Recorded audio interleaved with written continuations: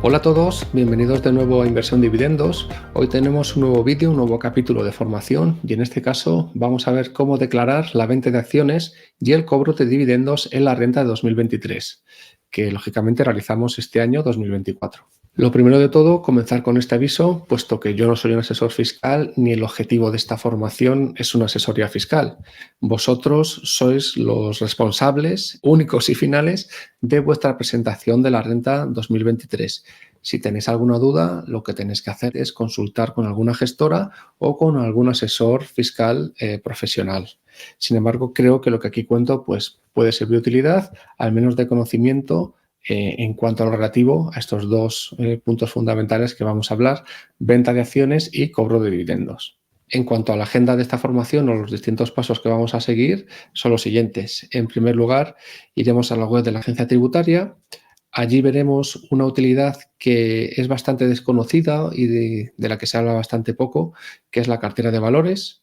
Veremos qué es un ISIN. Nos centraremos en las dos operaciones fundamentales con las acciones o con los ETFs, como son adquisiciones, compras y transmisiones ventas. A continuación nos pasaremos por el Banco Central Europeo para ver el tipo de cambio oficial en dólar, euro para nuestras operaciones de compra y de venta. Luego ya saltaremos al borrador de la declaración en sí. Luego veremos si tenemos minusvalías, dónde quedan reflejadas y cómo las podemos compensar en años posteriores. Y finalmente hablaremos del cobro de dividendos y de la doble imposición internacional si es que nos aplica. Vamos a empezar por la web de la agencia tributaria. Simplemente poniendo en Google la agencia tributaria nos va a salir el link de la misma y llegaremos a su web, que aquí tenemos en pantalla. Puede que tengamos directamente un acceso directo, como es en este caso para la campaña de renta 2023, o puede que no. Si no lo tenemos, vamos a la opción de menú Información y gestiones, pinchamos ahí, vemos que se nos despliegan un montón de gestiones que podemos hacer con la agencia tributaria. En este caso, la que nos interesa a nosotros es el IRPF, pinchamos en IRPF y en esta página, yendo a la sección al bloque de gestiones destacadas, vamos a pinchar en el primero, servicio de tramitación de borrador o declaración, renta web. Una vez que hemos pinchado, nos va a pedir que nos identifiquemos, lógicamente, para saber quiénes somos. Vamos a marcar que actuamos en nombre propio, puesto que no somos ninguna gestora. Confirmamos. Y aquí ya llegamos a los servicios de la renta 2023 y tenemos un listado con todos los servicios disponibles. En este momento no vamos a ir al primero, que es el al que todos vamos directamente o todos pinchamos, como es el borrador declaración, renta web, sino que nos vamos a ir a la penúltima opción que pone gestionar cartera de valores. Pinchamos ahí y llegamos al aplicativo cartera de valores, una utilidad muy interesante de la agencia tributaria desde la cual nosotros vamos a ser capaces de introducir todas nuestras compras y todas nuestras ventas de acciones y de ETFs en los últimos años, de manera que una vez que lo tengamos ahí todo recogido, el borrador de la declaración de la renta nos va a traer la información de nuestras ventas en el año pasado, en 2023, de forma automática y calculando la ganancia o la pérdida patrimonial de esas operaciones. Vamos a verlo. Pincharíamos, como he dicho, en gestionar cartera de valores y llegamos al aplicativo, a la aplicación de la agencia tributaria cartera de valores. Ahí veis que hay un botón a la izquierda. En principio vosotros vais a aterrizar aquí, lo vais a tener todo vacío, si es que no lo estáis utilizando como yo durante varios años ya. Y lo primero que hay que hacer es dar de alta un valor. Pincharíamos en este botón con el más nuevo valor y nos aparece este formulario para dar de alta un valor. ¿Qué es lo que tenemos que hacer? Tenemos que poner su ISIN. Y diréis, ¿qué es el ISIN? Pues el ISIN es el International Securities Identification Number. Es decir, es como el DNI de una empresa o el DNI de un ETF, ¿vale? Es un número de identificación único internacional. Imaginemos que hemos comprado Johnson & Johnson en algún momento del pasado.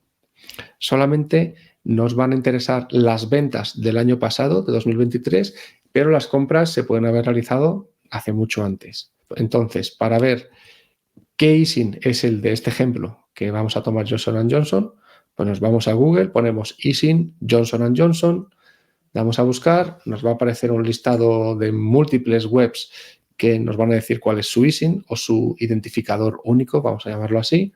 Yo, por ejemplo, he usado el de Morningstar y aquí vemos que para la cotización de Johnson & Johnson el ISIN nos aparece como US y un número con varios dígitos.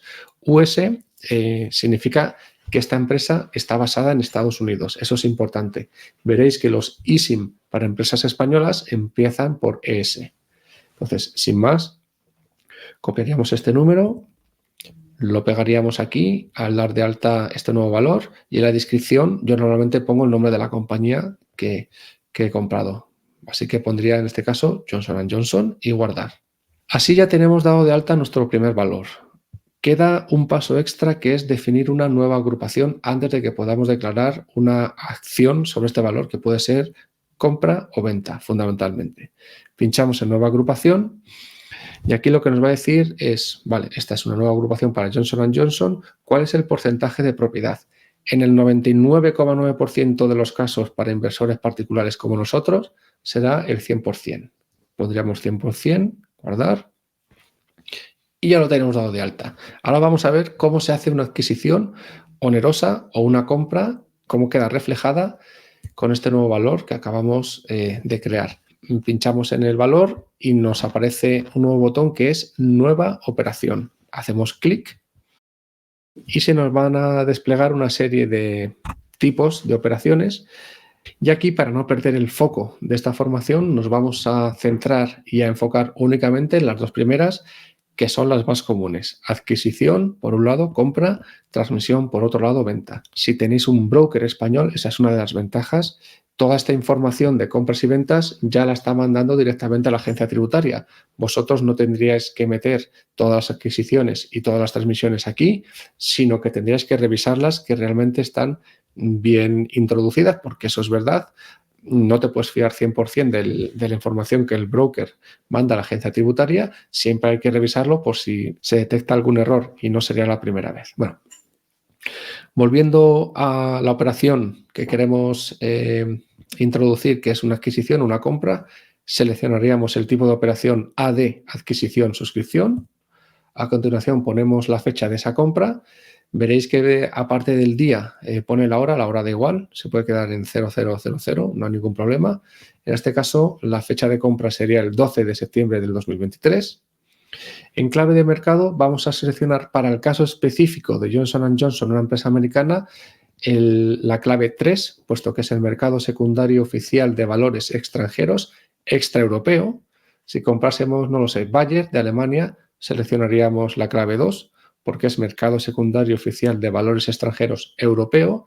Y si comprásemos Mapfre en Agas, seleccionaríamos la clave de mercado 1, puesto que es el mercado secundario oficial de valores español. Como es la empresa americana, seleccionamos 3.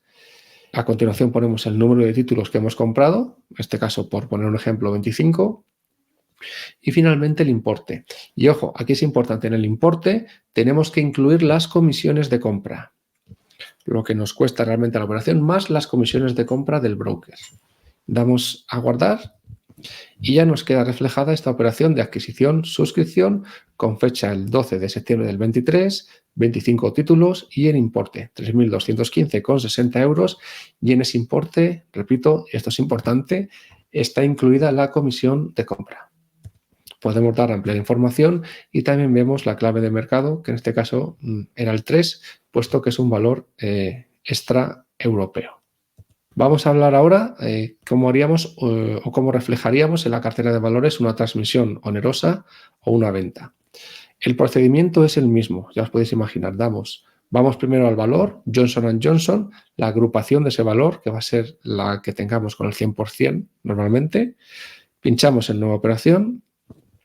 Y en este caso, el tipo de operación, en lugar de adquisición, pues va a ser la siguiente, TR, transmisión, fecha de la venta, clave de mercado, la 3, sigue siendo Johnson & Johnson, mercado secundario oficial de valores extranjeros extraeuropeos.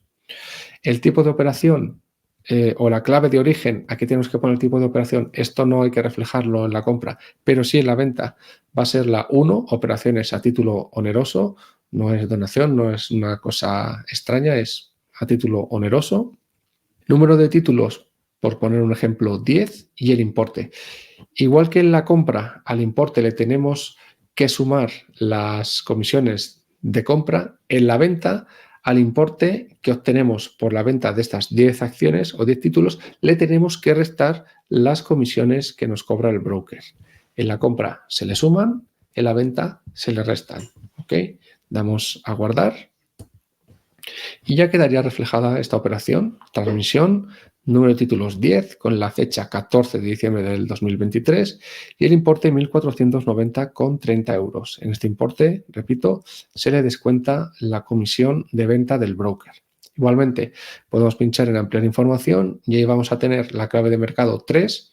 Es un valor que cotiza en un mercado secundario oficial de valores extranjeros europeo, y la clave de origen 1 es una operación a título oneroso. Ahora, estamos comprando en dólares, pero toda la información que tenemos que reflejar de cara a la agencia tributaria y en la aplicación de cartera de valores, que es de la agencia tributaria y de la Hacienda Española, hay que introducir todas las operaciones en euros. Entonces, normalmente, si nuestro broker es español, nos va a mandar la información ya en euros. Si no, lo que tenemos que hacer es, ver el extracto del broker que tengamos y validar con el Banco Central Europeo. Y para ello vamos a buscarlo también en Google. ¿Cuál es el cambio? En este caso, siguiendo con el ejemplo, entre dólares americanos y euros para los días en concreto que se ha hecho esa operación, tanto la compra como la venta. ¿Cómo llegamos a la página del Banco Central Europeo donde tenemos el tipo de cambio oficial? Pues, por ejemplo, en Google puedes poner cambio euro-dólar Banco Central Europeo. Pinchas y automáticamente te aparece el primer link donde ya llegas al European Central Bank en inglés, porque creo que en español no está toda la página todavía traducida, pero en cualquier caso se entiende en inglés perfectamente. Tenemos que seleccionar un periodo, pues aquí he puesto el filtro entre abril y mayo del 2023 y si queremos ver a cuánto estaba el tipo de cambio oficial por el Banco Central Europeo de una operación realizada el 26 de abril, por poner un ejemplo, vemos que está a 1,1039. Entonces, si la operación en dólares, me lo invento, son 5.000 dólares por una operación, tenemos que dividir esos 5.000 dólares entre 1,1039 para obtener la cantidad de esa operación en euros. Esta información la vamos a validar con el extracto que nos da el broker, pero, insisto, siempre conviene, aunque el propio broker, como son los españoles, manden ya esta información en euros a la agencia tributaria, siempre conviene repasarlo porque no sería la primera vez que haya algún tipo de error. Y hasta aquí todo lo relativo con la cartera de valores. Como veis, es una aplicación muy sencilla de utilizar donde introducimos todas nuestras compras de acciones o de ETFs y todas nuestras ventas de acciones o de ETFs. Validamos que no tenemos ningún error en rojo, ningún aviso en amarillo o que los avisos en amarillo pues realmente está bien y nos salimos del aplicativo de cartera de valores y ya iríamos al borrador de la declaración. Para ello, volvemos a la página inicial de la agencia tributaria y pinchamos ahora sí en borrador declaración, renta web. Y antes de ver dónde tenemos o dónde quedan reflejadas todas estas operaciones de la cartera de valores, dónde tenemos que ver las minusvalías, los dividendos, etcétera, me gustaría poner un resumen de los principales apartados del borrador de la declaración. El primer apartado de la declaración es el A, rendimientos del trabajo. Aquí lo que queda recogido son los salarios, las nóminas de los trabajadores asalariados y también las pensiones de los jubilados. El segundo apartado principal es el B, rendimientos del capital mobiliario que se integran en la base imponible del ahorro. Los rendimientos del trabajo se suelen integrar o se integran en la base imponible general.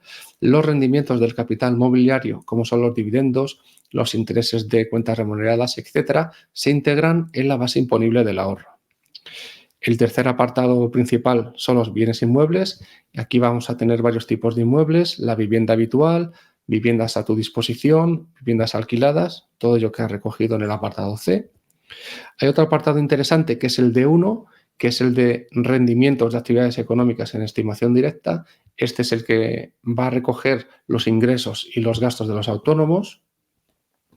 Otro apartado también interesante es el F2, que hace relación a las ganancias y pérdidas patrimoniales derivadas de la transmisión de elementos patrimoniales, a integrar en la base imponible del ahorro. Aquí es donde vamos a reflejar las ganancias o pérdidas patrimoniales de nuestra venta de acciones o de ETFs. Otro apartado que nos interesa es el G, que hace relación a la integración y compensación de las ganancias y pérdidas patrimoniales imputables a 2023. Aquí vamos a ver todo lo relativo a las minusvalías, si es que las tenemos. Y por último está el apartado M, que es el cálculo del impuesto, del IRPF y el resultado de la declaración. Aquí hago un inciso porque todo el mundo, yo el primero, vamos directos al resultado de la declaración, a ver si nos sale a devolver o a pagar, y si nos sale a devolver, pues nos ponemos muy contentos, y si nos sale a pagar, pues no tanto. Cuando realmente lo importante es la primera parte de este apartado, el cálculo del impuesto. ¿Cuánto hemos pagado el año pasado a Hacienda, a la agencia tributaria? De hecho, pensándolo fríamente desde un punto de vista del inversor, en realidad es bueno que tengamos que pagar a Hacienda porque significa que hemos tenido parte de nuestros impuestos a nuestra disposición como capital para invertir que nos ha estado generando ingresos. Mientras que si nos sale a devolver, significa que Hacienda o la agencia tributaria ha tenido retenido parte de nuestros impuestos que nos los va a devolver, pero ese capital que nos devuelve no ha estado trabajando ni generando ingresos. Mirándolo desde ese punto de vista, pues quizás si nos sale a pagar, pues por lo menos tenemos el consuelo de que hemos tenido a nuestra disposición cierto dinero que hemos podido maximizar en cuanto a intereses. Bueno, vamos ya. Entonces, nos metemos en el borrador de la declaración y el primer apartado al que vamos a ir, relativo con la venta de acciones que acabamos de ver, es el F2, ganancias y pérdidas patrimoniales derivadas de la transmisión de elementos patrimoniales, a integrar en la base imponible del ahorro. Directamente en el primer apartado, ganancias y pérdidas patrimoniales derivadas de transmisiones de acciones negociadas, vemos que tenemos un check que nos dice: marque la siguiente casilla si desea usar el programa de cartera de valores, que es el que acabamos de ver, para el cálculo de las ganancias y pérdidas patrimoniales derivadas de transmisiones de acciones negociadas.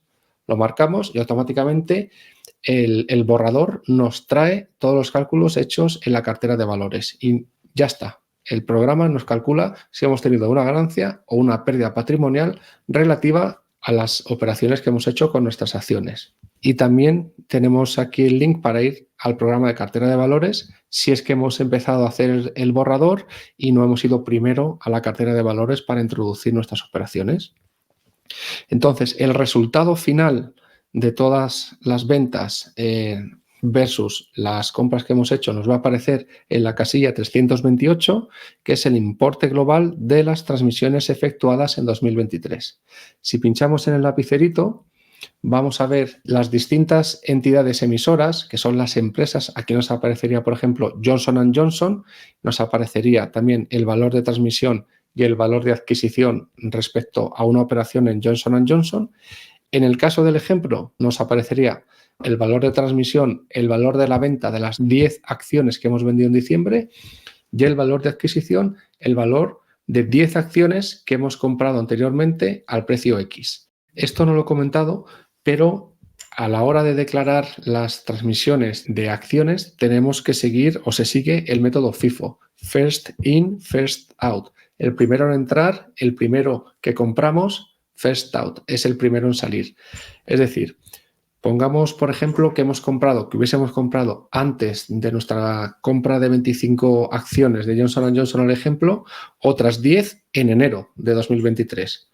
Pues tendríamos 10 acciones de Johnson & Johnson en enero compradas, 25 acciones de Johnson & Johnson compradas en septiembre, 10 acciones de Johnson & Johnson vendidas en diciembre. Entonces, el valor de transmisión aquí sería a lo que hemos vendido las 10 acciones en diciembre, a lo que sea, y el valor de adquisición de compra, como hemos comprado un precio en enero y otro en septiembre, vamos a tomar como referencia el de enero, porque son las 10 acciones, las primeras que han entrado a formar parte de nuestro patrimonio, son las primeras que vendemos. Por lo tanto, el valor de adquisición aquí va a ser el de esas 10 primeras acciones. ¿Qué es lo interesante de utilizar el programa Cartera de Valores? Que aquí no tenemos que hacer ningún cálculo. Solamente tenemos que poner, hemos comprado 10 en enero a este precio, 15 en febrero a este precio, 24 en mayo a este otro, otras en septiembre a este precio. Cuando vendamos, el programa automáticamente va a ir calculando la diferencia de ganancia o de pérdida en función del número de acciones que hemos vendido en función de las distintas compras que hemos ido haciendo a lo largo del tiempo, con lo cual nosotros aquí nos despreocupamos. Lo vamos a ver a modo informativo, pero la clave está en que lo hayamos puesto bien en el programa Cartera de Valores y no tenemos que hacer nada más.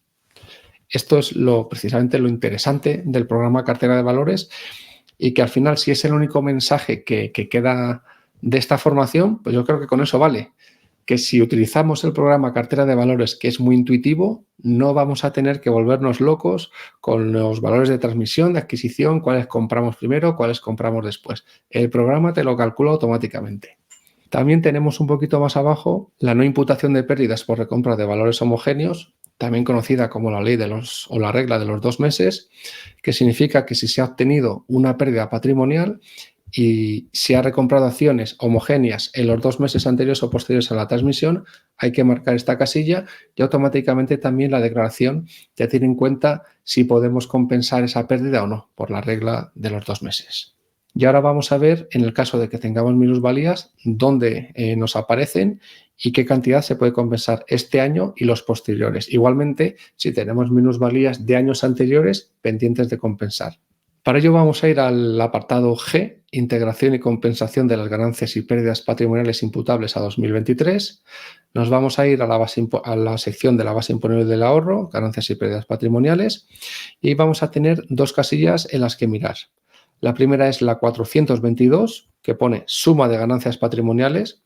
Vamos a tener un número, pongamos 10.000, por poner un número redondo.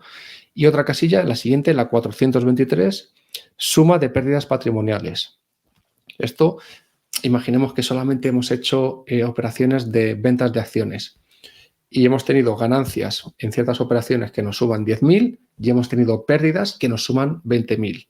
Si la diferencia entre las ganancias y las pérdidas patrimoniales es positiva, vamos a tener una cantidad en la casilla 424. Si la diferencia es negativa, tenemos minusvalías en cuanto a las ganancias y pérdidas patrimoniales a integrar en la base imponible del ahorro. Nos aparecerá una cantidad en la casilla 425. En este caso, como tenemos ganancias patrimoniales 10.000, pérdidas patrimoniales 20.000, nos van a aparecer 10.000 euros como pérdidas patrimoniales a integrar en la base imponible del ahorro en cuanto a esta venta de acciones. Si bajamos un poquito en este apartado G, vamos a ver otro bloque que se llama integración y compensación de rendimientos de capital mobiliario, es decir, dividendos, imputables a 2023 a integrar en la base imponible del ahorro. Normalmente aquí vamos a tener siempre el primer apartado, es decir, la casilla 429 va a estar siempre llena, que es saldo neto positivo del rendimiento del capital mobiliario imputable a 2023 a integrar en la base imponible del ahorro. ¿Por qué va a ser normalmente esa casilla y va a ser un saldo neto positivo?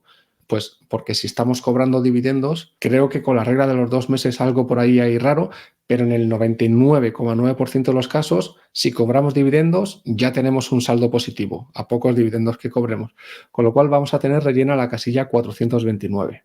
¿Por qué pongo una flecha con un 25%? Porque de 2023, si tenemos pérdidas patrimoniales de la venta de acciones, pero tenemos al mismo tiempo un saldo neto positivo del rendimiento del capital mobiliario, es decir, tenemos dividendos, imaginemos también por poner un número redondo, que hemos obtenido 10.000 euros de dividendos, esos 10.000 euros tienen que tributar. De hecho, por eso hacemos la declaración. De esos 10.000 euros a tributar, 2.500 hasta un 25% podemos usarlos para compensar pérdidas patrimoniales por la venta de acciones. Con lo cual, entre comillas, gracias a las pérdidas de nuestra compraventa de acciones, vamos a tener que tributar por los dividendos, no por unos dividendos brutos de 10.000, sino de 7.500. Ese 25% lo podemos usar para compensar las pérdidas que hemos tenido en nuestras operaciones de compraventa de acciones. Yendo ahora para ver un poquito cómo queda reflejado esta minusvalía. Recordemos, tenemos una minusvalía compraventa de acciones de 10.000 y una plusvalía o un saldo, más que plusvalía, saldo neto positivo en cuanto a los dividendos de 10.000 también. Vamos al apartado H, base imponible general y base imponible del ahorro. Comenzamos por la base imponible general, así que nos desplazamos hacia abajo hacia la base imponible del ahorro y al final del todo vemos un botón que pone más info. Vamos a pinchar ahí. Aparece un bloque que se llama saldos negativos de ganancias y pérdidas patrimoniales pendientes de compensar en los ejercicios siguientes. Vemos que el primer apartado es de la base imponible general. Nos vamos a estar enfocando siempre en la base imponible del ahorro, con lo cual bajamos un poquito en la página y ya llegamos al bloque de saldo negativo de las ganancias y pérdidas patrimoniales a integrar en la base imponible del ahorro. Aquí vemos que tenemos marcada la casilla 1270 y ahí, si leemos lo que significa, es saldo negativo de las ganancias y pérdidas imputables a 2023 a integrar en la base imponible del ahorro pendientes de compensación en los 4 ejercicios siguientes. ¿Qué significa? Teníamos 10.000 como saldo negativo de estas ganancias y pérdidas imputables al año anterior, 2023. Hemos podido compensar directamente este año con nuestras ganancias por dividendos 2.500, con lo cual en esta casilla, en la 1.270, nos van a aparecer 7.500 euros como saldo negativo de estas ganancias y pérdidas imputables a 2023 por nuestras minusvalías en las ventas de acciones, y esos 7.500 euros los vamos a poder ir compensando en los siguientes años, bien porque tenemos ganancias con la venta de acciones o bien porque seguimos teniendo dividendos y de esa parte de dividendos un 25%, recordad que es lo máximo, vamos a poder ir compensando con estos 7.500 hasta que lleguen a cero. Veis que arriba tenemos las casillas 1.263, 1.266, 1.269. Ahí vamos a tener también saldos negativos imputables a ejercicios anteriores que todavía vamos a poder compensar en la declaración de la renta del año que viene y sucesivas. Entonces, volvemos atrás al apartado H, haciendo un poquito de scroll hacia abajo, llegamos a la base imponible del ahorro y lo primero que nos aparece es lo relativo a las ganancias y pérdidas patrimoniales. En este caso, saldo neto positivo de las ganancias y pérdidas patrimoniales imputables a 2023 a integrar en la base imponible del ahorro. Como en el ejemplo que estamos teniendo, que tiene minusvalías, el saldo neto es negativo, no vamos a tener nada, o sea, vamos a tener la casilla 424 vacía.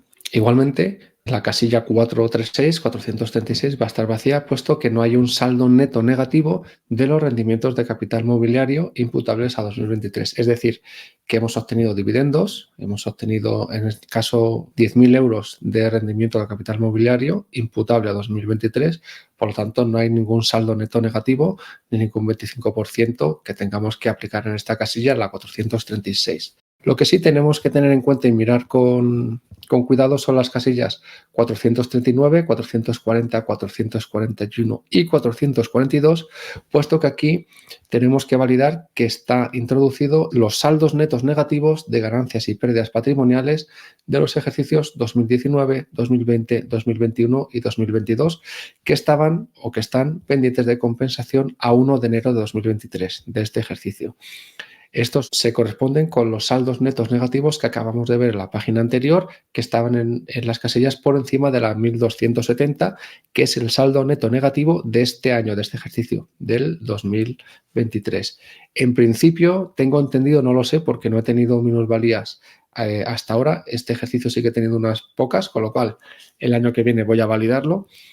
Tengo entendido que ya Hacienda o la agencia tributaria rellena estas casillas con los saldos netos negativos automáticamente para tenerlo en cuenta en el resultado final de la declaración. Pero está bien y lógicamente es aconsejable irte apuntando cada vez que tienes una minusvalía el valor de esa casilla 1270 para, llegado el momento, ver que en este caso, si el ejemplo que estuviésemos haciendo fuese del año anterior, esa minusvalía, lo que tengamos de 7.500, nos debería aparecer, si no estoy equivocado, en la casilla 442.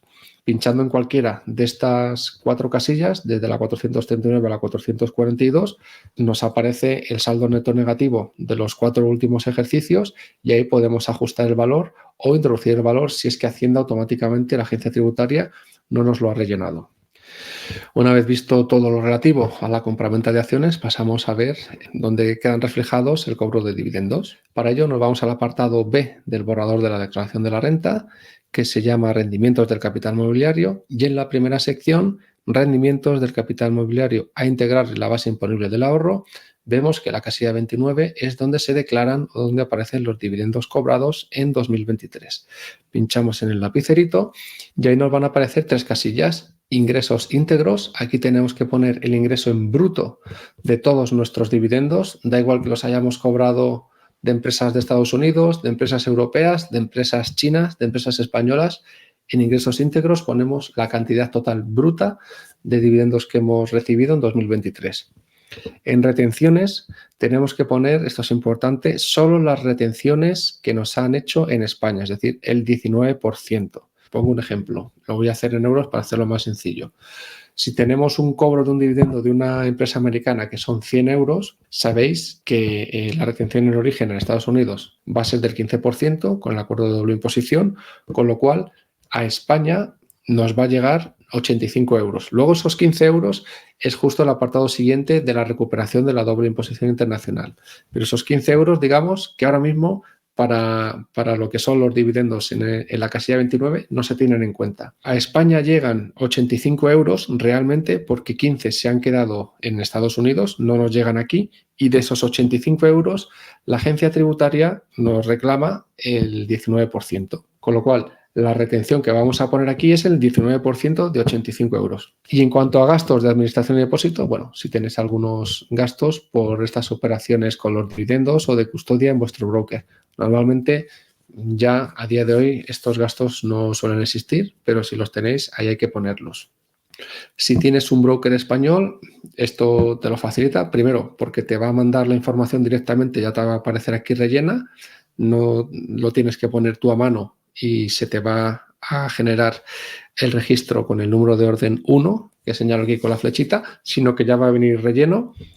Y también va a ser más interesante o más sencillo en este apartado, puesto que el broker español te va a desglosar primero los ingresos brutos, luego las retenciones en origen y las retenciones en España, con lo cual te va a ser muy sencillo rellenar este apartado.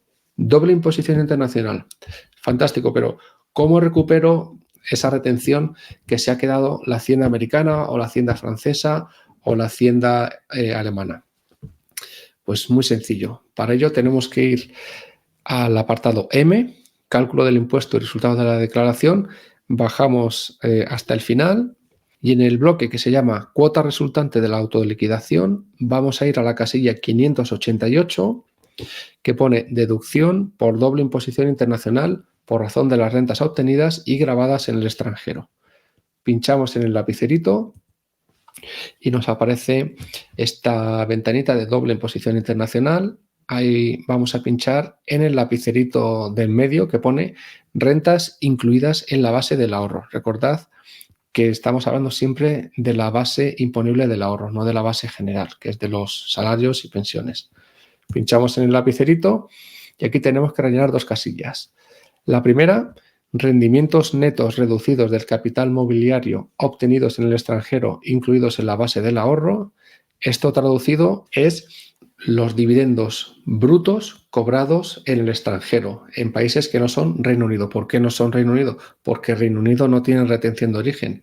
Entonces, directamente es como si te pagase una empresa española ese dividendo. Entonces, que tienes acciones de empresas estadounidenses, francesas y alemanas, por poner un ejemplo, y españolas. Las españolas, los dividendos que cobres, no vas a tener que poner aquí el importe bruto, vas a tener que poner la suma de los dividendos cobrados en Estados Unidos, en Francia y en Alemania. Sumas todos esos dividendos en bruto y pones esa cantidad aquí. La siguiente casilla que hay que rellenar es la tercera, la que dice impuesto satisfecho en el extranjero. Tienes que sumar todas las retenciones de origen, tanto en Estados Unidos como en Francia como en Alemania, e introducirlas en esta casilla, pero, y esto es lo importante, hasta un 15%. En Estados Unidos, como la retención de origen por el acuerdo entre España y Estados Unidos es un 15%, pues es lo que ya te han quitado, pero en Francia te quitan más de un 15%, solamente puedes poner aquí un 15%, en Alemania te quitan más en origen por la retención en origen en la hacienda alemana, te quitan más de un 15%, aquí solo puedes poner hasta un 15%. El resto, hasta lo que te ha quitado Alemania, hasta lo que te ha quitado Francia, os recomiendo ir al foro de Gregorio Hernández, que tiene hilos donde explica cómo hay que hacer, cómo hay que comunicarse con la hacienda de estos países para recuperarlo. Sí que es verdad que hay un proyecto europeo que hacia 2026 se supone que vamos a ser un mercado único también en lo relativo a la compraventa de acciones, y esto se nos solucionará, pero hasta entonces, como veis, pues es más sencillo desde un punto de vista fiscal comprar acciones en Estados Unidos que en países como Francia o Alemania si lo hacemos a través de un broker tradicional. Sí que es verdad que puedes comprar acciones en Francia directamente a las empresas y no te retienen tanto, pero bueno, digamos que en el 90% de la gente que puede estar viendo este vídeo vas a tener las retenciones en origen, tanto en Francia como en Alemania, por poner un ejemplo, que van a ser mayores del 15%. Aquí solamente puedes poner los impuestos satisfechos en el extranjero hasta un 15%. Y con esto ya hemos terminado la formación, el tutorial en cuanto a venta de acciones y cobro de dividendos en la renta de 2023. Espero que os haya servido de utilidad. Tengo muchos compañeros, muchos amigos que me llaman muchas veces y me preguntan por estos dos temas. Miraros este vídeo. Si tenéis dudas, pues los ponéis en los comentarios. Y de nuevo recalcar, no soy un asesor fiscal. El objetivo de este vídeo no es ningún tipo de asesoramiento, sino es más ilustrar cómo yo hago mi propia declaración de la renta. Más o menos creo que lo tengo todo hecho bien y lo entiendo. Entonces, si os puede servir, pues eso que ganamos entre todos. Nada más, nos vemos en la siguiente formación y en el siguiente vídeo. Hasta luego.